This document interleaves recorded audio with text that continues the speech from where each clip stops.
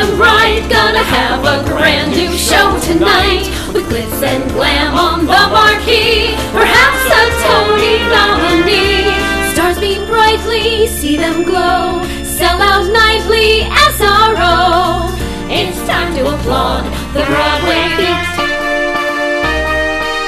Stars beam brightly, see them glow in the footlights of a show. Life is sweet on the world's most famous street. Tickets, please.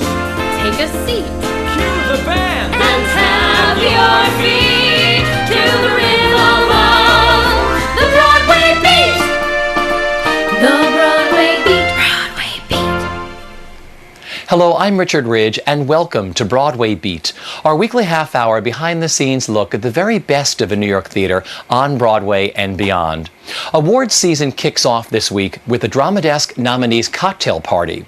We'll drop by Artie Cafe on the Upper West Side and catch up with some of this year's nominees. But we start things off at the opening night celebration for one of this season's most popular feel-good musicals, The Drowsy Chaperone, which is just open at the Marquee Theater. The musical is directed and choreographed by Casey Nicholaw and stars Tony Award winner Sutton Foster as starlet Janet Vandegraff and Bob Martin simply as Man in Chair. Mr. Martin plays Man in Chair, a modern-day musical theater addict who, to chase his blues away, drops the needle on his favorite LP, the 1928 musical comedy The Drowsy Chaperone. From the crackle of his hi-fi, the uproariously funny musical magically bursts to life on stage. Drowsy features Troy Britton Johnson as groom-to-be Robert Martin, Danny Burston as Latin lover Adolfo, Georgia Engel as Mrs. Tottendale, Edward Hibbert as Underling, and Beth Level as the Drowsy Chaperone. Let's disappear for a while into the decadent world of the 1920s. So I dug about, and what did I find but one of my favorite shows, The Drowsy Chaperone. Remember?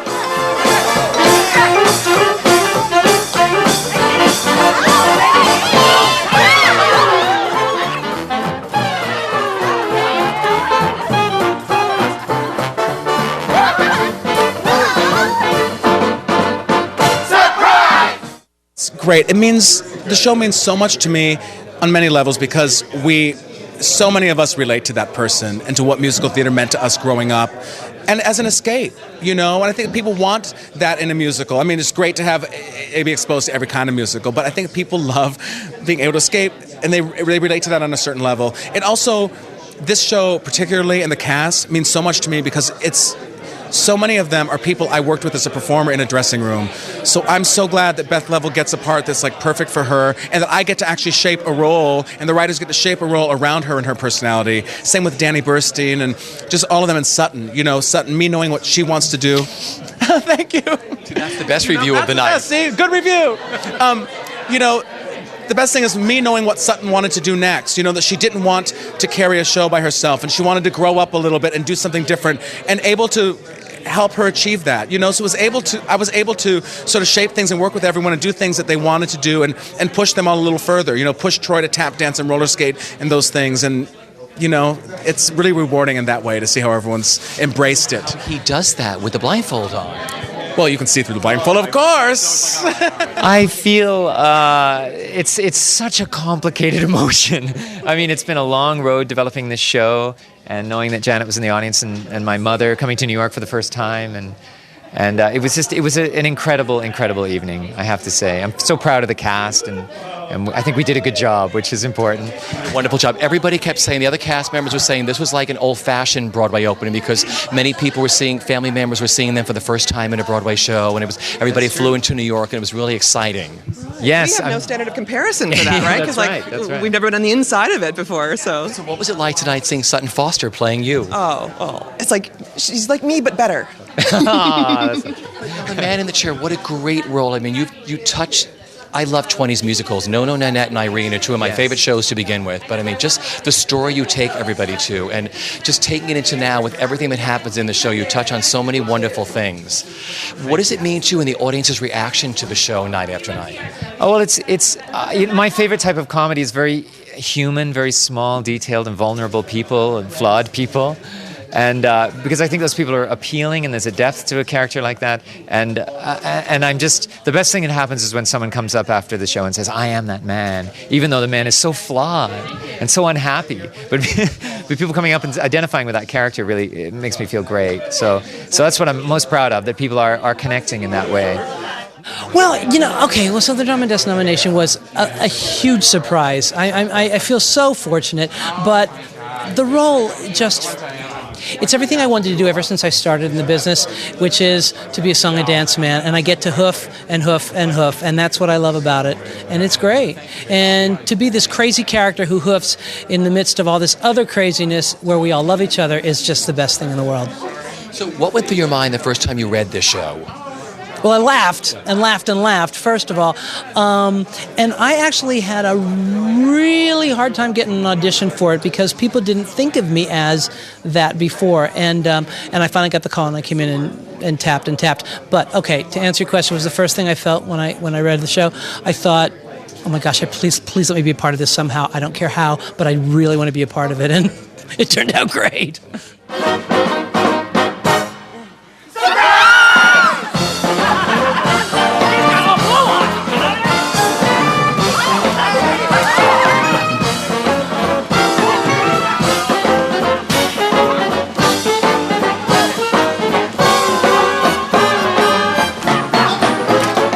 Well, I get to play a version of the great Ziegfeld, Mr. Feldzig, the producer who throws the wrench in the works and wants to ruin everything that's happening to make this woman happy in her life. Some sort of the nemesis for Sutton's role. And then, but as the show progresses, everything softens up, and I get to have a happy ending too. So it's great fun. I mean, we're all playing like vaudeville characters who are doing this play in whatever style our vaudeville characters would be doing them. So it's great fun and a great cast. Well, the director helped me a great deal, and I've just had a wonderful time doing it. Well, let's talk about it. Tell me about this woman you play.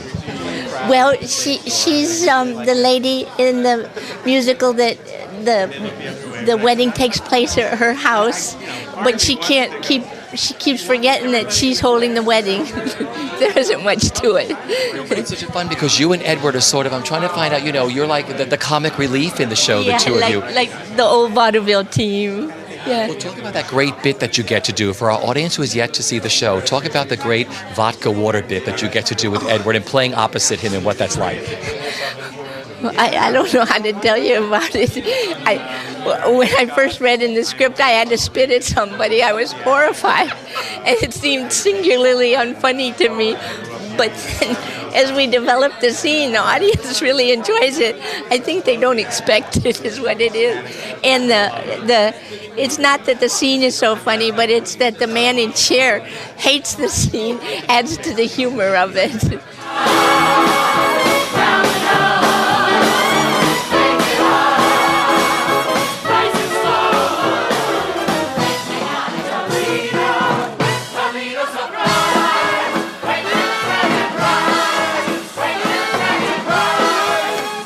Play the role of Kitty.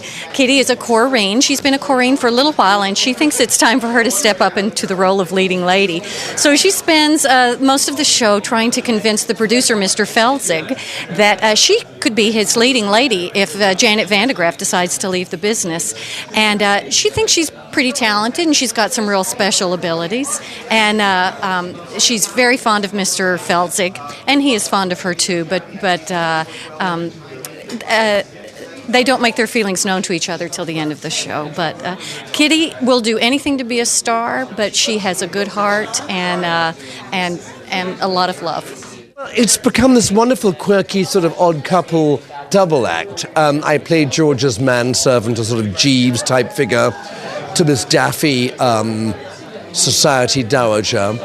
And then sort of romance in a very idiosyncratic way comes into the picture as the show goes on.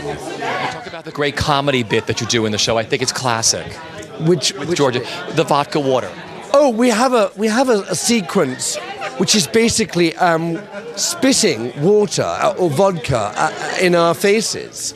They have a thing on people's resumes where they have special skills like riding foreign accents. I'm going to add spit takes to my.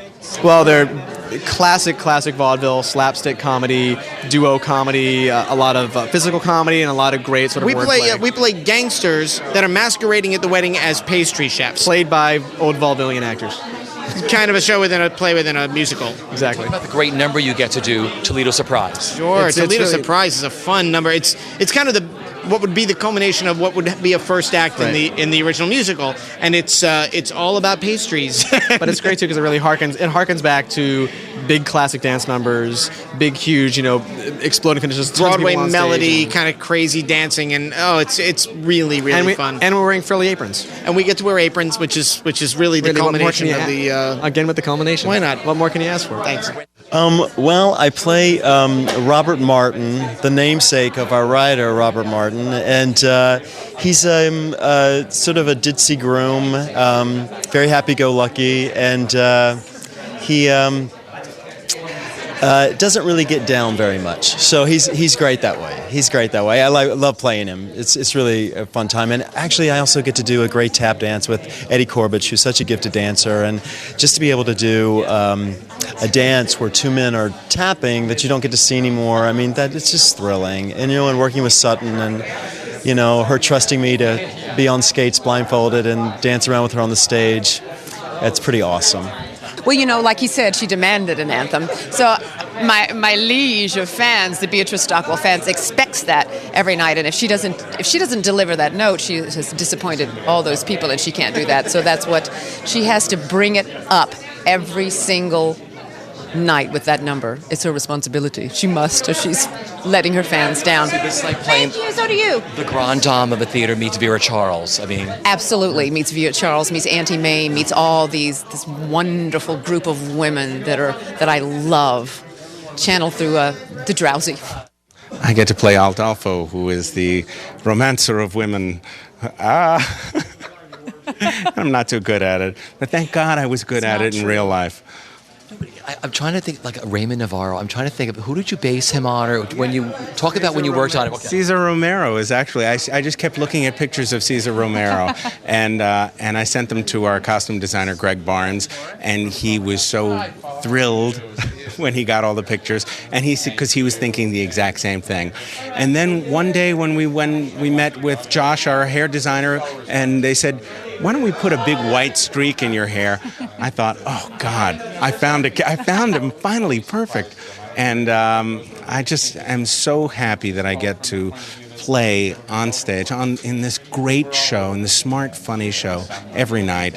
And it's certainly an honor to work with Bob Martin and all the other creators. And especially, it's been fantastic to work with Casey Nicholaw.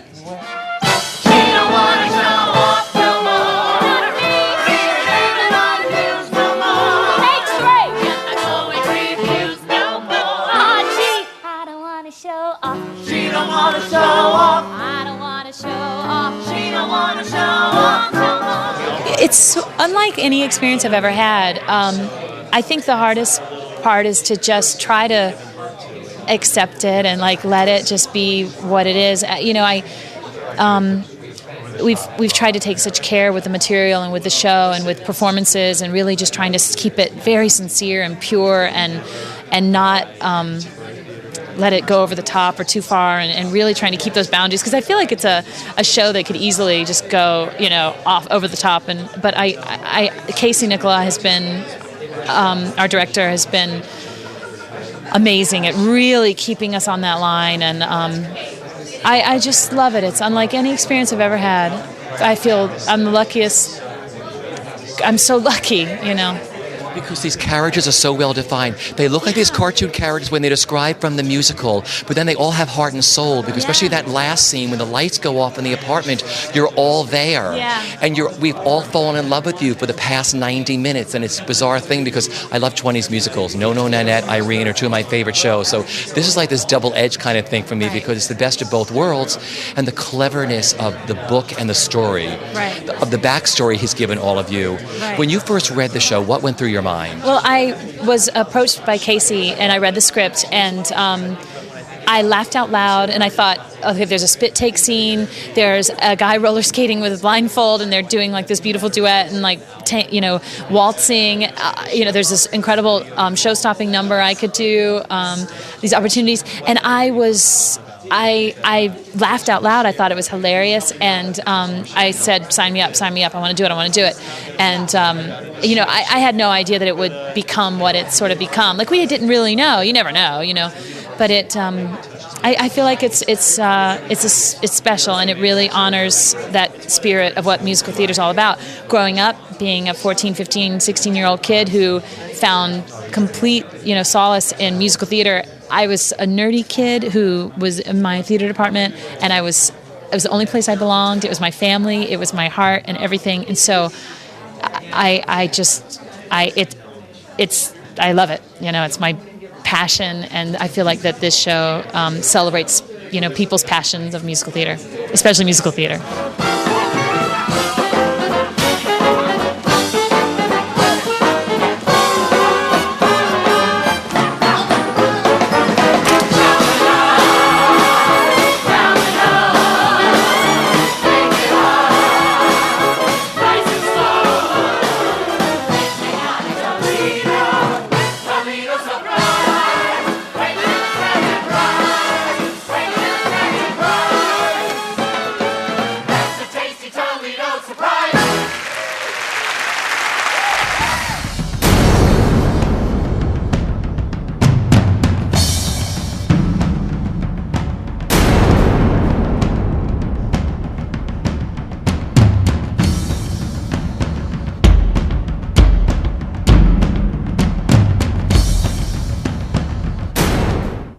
The 51st Annual Drama Desk Awards will take place Sunday evening, May 21st at Lincoln Center. Founded in 1949, the organization consists of critics and journalists covering the New York theater scene. The Drama Desk Awards were first presented in 1955. What makes them one of a kind and special is that the competition is for Broadway, Off-Broadway, and Off-Broadway. Leading the pack this year with 14 nominations is the Broadway musical The Drowsy Chaperone, followed by the Off-Broadway musical Grey Gardens with 12 nominations. We recently dropped by the Artie Cafe on the Upper West Side to catch up with some of this year's nominees. I was so happy because I'd never done an Alan Bennett play before, and I was in Sydney doing Dance of Death with Ian McKellen, and Maggie Smith and Maggie Tysick were there doing Talking Heads, and I thought, I don't get to do an Alan Bennett play, and then it landed on my lap when I was in Sydney, and I was so excited to be part of it. It's his story, he's written from his heart, it's his life, and it means so much to him. Education, the role of adults with children, the rites of passage, and love. It's about love and poetry, and I was so happy to do it. We had a very happy rehearsal period. Obviously the London audiences loved it, and the American audiences have totally embraced it. The first thing we noticed, because it's so exciting to do the show on Broadway, because I know this sounds sycophantic, but I really don't mean it to be. We find the audiences dazzlingly exciting because they're so sharp they know from their theatre. And I could tell the first preview we played when Sam, who sings like an angel, sings a piece from Bewitched, Rodgers and Hart, and as soon as Jamie Parker played the opening bar on the piano, there was a rustle from the audience because they got it. Well, that's the first time that ever happened, and we thought, whoa, these people know all of this stuff. So it just puts you on your mettle to do it, that bit better. And that's what the nerves have been, not because we don't know stuff. Why should I be nervous? I know my lines, It's not about that. The nervousness is because of this buzz you get in the audience that you want to meet that. Do you know what I'm saying? And you want to, so you rise above it wherever you are, and just try that bit harder to make it that bit better. And it's been wonderful. I mean, the audience response has been astonishing. Well, first of all, coming for Constant Wife, it really is lovely because we were the first show of the season, which means we were on last summer, and one would understand if it was, out of sight, out of mind. But it was a very, very special show, along with wonderful Kate Burton and Michael Cumsty and all my wonderful colleagues. So I'm very thrilled to be nominated, and I love the drama desks, and I've been lucky enough to be nominated before and have actually won once. So yes, it's been unusual because it's not everybody's cup of tea. It's an unusual piece. When like it keep coming back, it reminded me in many ways of Follies in that respect. We had a friend go 6 times, and every time he went 2 weeks ago when it was supposed to be the closing, and then he went yesterday to the matinee and to your closing night on Sunday. I mean, he loves your show. I mean, 6 times he's been, but he's like... Good. And the closing was great. There were a lot of love out there. It has it started out as a show that nobody knew how well it would do except us, who had we all had belief in it because the script was great. Marshall Brickman and Rick Ellis' script is amazing. Des McAnuff is a great leader, almost like a football coach. The cast was so talented, and we really were a team putting together something that we believed in, but we didn't know how it would be received. Then it got received in such a warm way, and now it's almost turned into a cultural phenomenon. It's like a status symbol for baby boomers, and all generations are coming too. We have teenage girls at the doors, plus their mothers, all vying for attention. It's an incredible thing, and the 4 of us guys, along with the rest of our cast, are just, as Frankie Valli said on opening night, over the moon. Oh my gosh, I had never known Orton before this, and he is an incredible writer, and Kath is a character that I will hold dear in my heart forever. She was vulnerable, aggressive, resilient. She jumped through hoops. She knew what she wanted and also determined. And I thought to get to play such a multifaceted character is a very, very rare thing. And I will always be grateful for playing her because she won my heart. It was an uphill struggle the whole time, but it was so rewarding to be able to know her, meet her, play her, and love her. Mo Axelrod is he's a veteran of the First World War. Lost his leg. He's the type of guy who's he's bitter. He doesn't believe in much that America has to offer, but still, I think sees people in a way that he can see the best in them and appreciating them. And he's what Bartlett Shears calls he's a change instigator. He creates change in people's lives by telling the truth. I'm just grateful to have the chance to get to know this person better every week and every performance. Very complex and tragic character, and I don't know, there's not a lot of easy answers with Henny, but I play the daughter in this family in the Bronx. And talk about your first reading. What was the first reading like, the first round table reading you had? How did you feel that day when you all read the script through for the first time?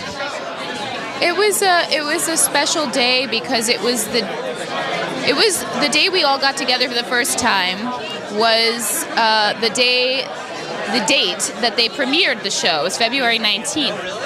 And there are lots of little coincidences and dates and things that line up like that. But Andre Bishop, Lincoln Center, got up and spoke some beautiful words, and it was a really electric feeling. And I don't know, we just all hope that we're doing service. And Bessie Berger is the matriarch, the defender, the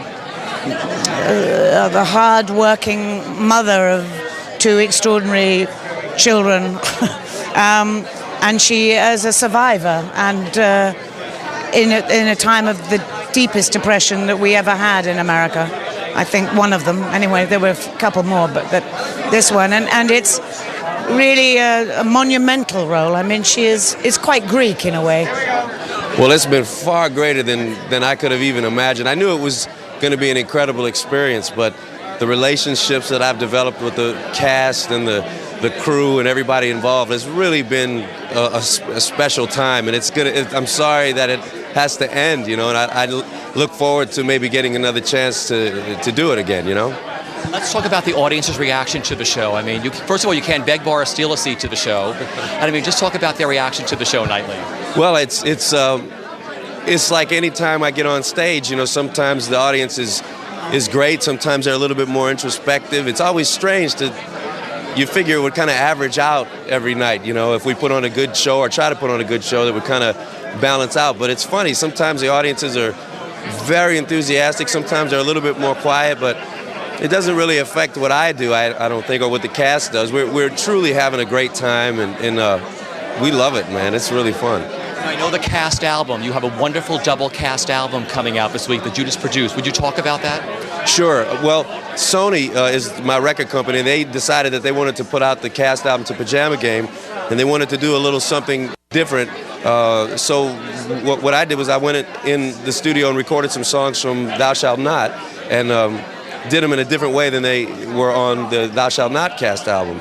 So in its entirety, there are two different CDs within a double package. So you have the Pajama Game cast album on one CD and then the different interpretations of Thou Shalt Not on the other. So it's kind of a little bonus for people, you know. Since that first day when I said hi, town, they've damn well tried to make me say goodbye, town.